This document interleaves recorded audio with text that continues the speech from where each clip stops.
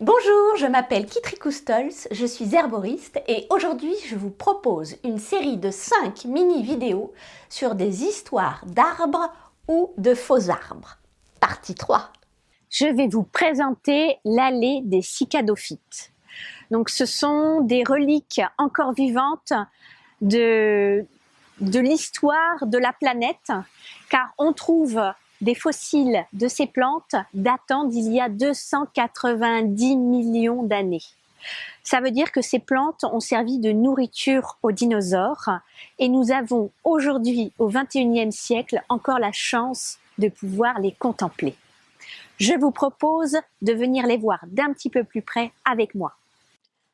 Pour parler des cicadophytes, il faut revenir au Carbonifère, il y a 360 millions d'années. Une évolution majeure s'opère dans le monde végétal. Les plantes vont faire évoluer leur mode de reproduction qui est trop dépendant de l'humidité. Elles vont passer des spores aux graines, ou plus exactement aux ovules nus et donc à l'origine de la graine. Ça tombe bien, car à la fin du Carbonifère et au début du Permien, la Terre va subir une glaciation ou un réchauffement suivant les continents. Il y a une diminution de l'humidité et l'apparition des saisons au sud. Les plantes doivent s'adapter, sinon disparaître. Et c'est à ce moment-là que les cicadales vont faire leur apparition. Les cicas qui sont derrière moi sont dioïques.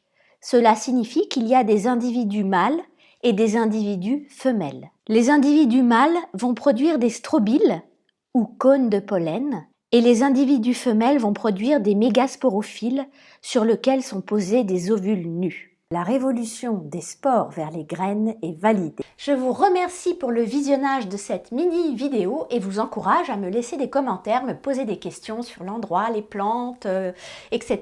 J'espère que ça vous a plu. À bientôt pour de nouvelles vidéos.